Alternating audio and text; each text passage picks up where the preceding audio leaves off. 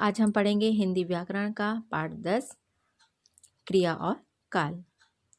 कल भी हमने इस लेसन को रिपीट किया है, इसे समझाया है कि क्रिया किसे कहती हैं, क्रिया के कितने भेद होते हैं और क्रिया का काल कितना होता है। ठीक है, काल के कितने भेद होते हैं।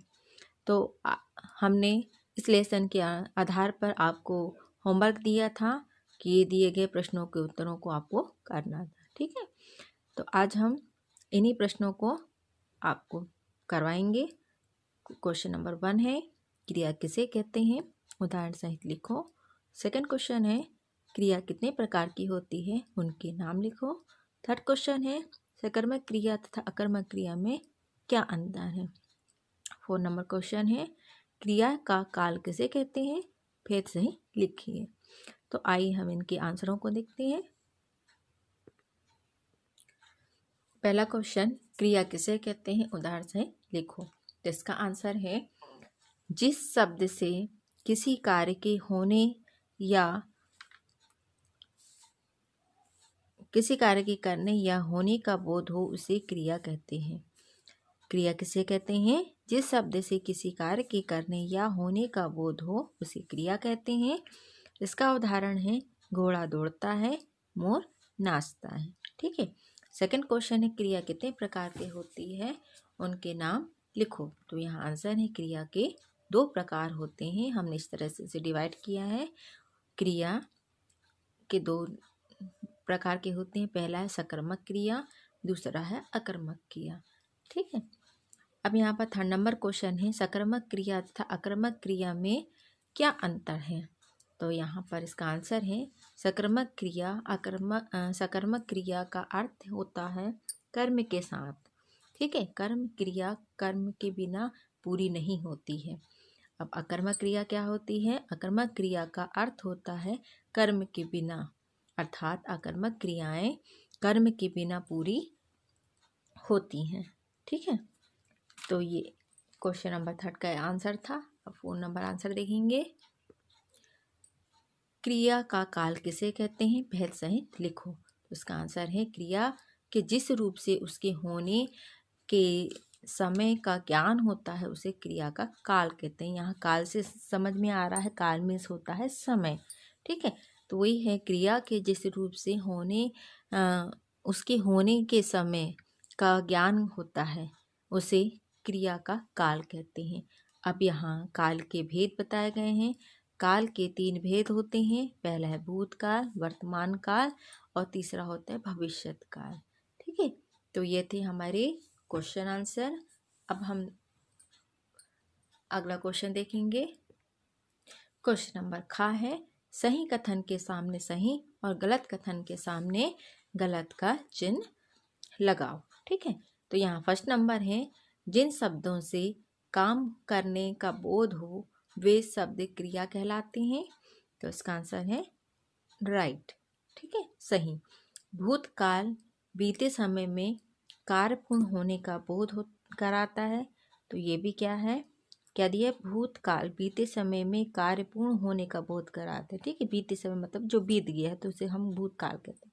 तो ये भी क्या होगा अपना राइट होगा। ठीक है, और ये भी क्या है हमारा राइट।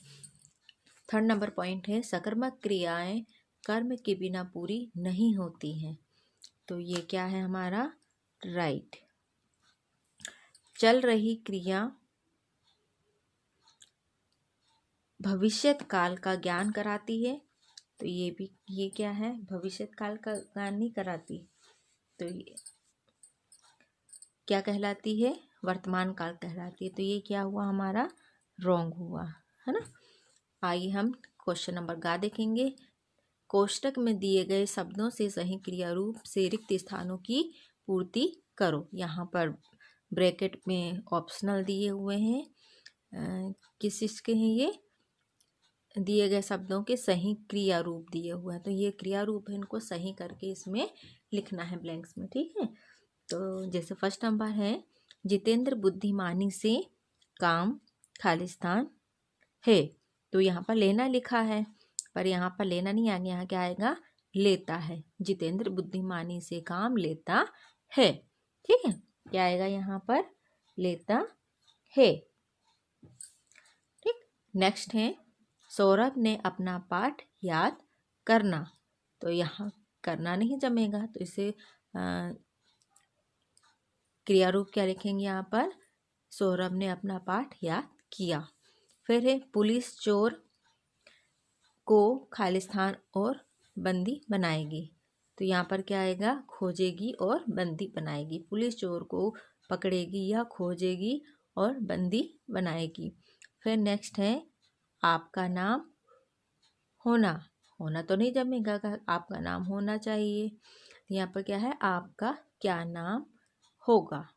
ठीक है, अब आएंगे हम घ नंबर क्वेश्चन में, उचित विकल्प पर सही का चिन्ह लगाना है। ठीक है, तो यहाँ दिया है क्रिया के भेद, यहाँ पर ऑप्शनल दिए हैं 3, आ नंबर 3, 2 और 2 ही हैं। ठीक है, तो बताइए कि क्रिया के कितने भेद होते हैं। क्रिया के 2 भेद होते हैं। ठीक है, तो यहाँ पर बी नंबर ऑप्शन में टिक करना है। मोर नाचता है, वाक्य में क्रिया शब्द है मोर या नाचता है, क्या होगा यहाँ पर, नाचता में है टिक आएगा। ठीक है, फिर थर्ड नंबर है मैं विद्यमान गया विद्यालय गया। वाक्य है भूतकाल या वर्तमान काल, तो क्या आएगा, मैं विद्यालय गया था, मतलब पिछली बात हो रही है ना, तो क्या आएगा यहाँ पर, भूतकाल में टिक आएगा। ठीक है, राजा हंसता है, मैं कौन सी क्रिया है, तो यहाँ पर क्या होगी, क्या काम कर रहा है, हंसने की क्रिया कर रही है, तो ये क्या हो गई, अकर्मक क्रिया कहला गई। ठीक है, अब आएंगे हम नेक्स्ट क्वेश्चन में। तो होमवर्क आपके लिए यही है कि आप इन प्रश्नों को अपनी फेयर कॉपी में कंप्लीट करेंगे। Okay, bye bye student.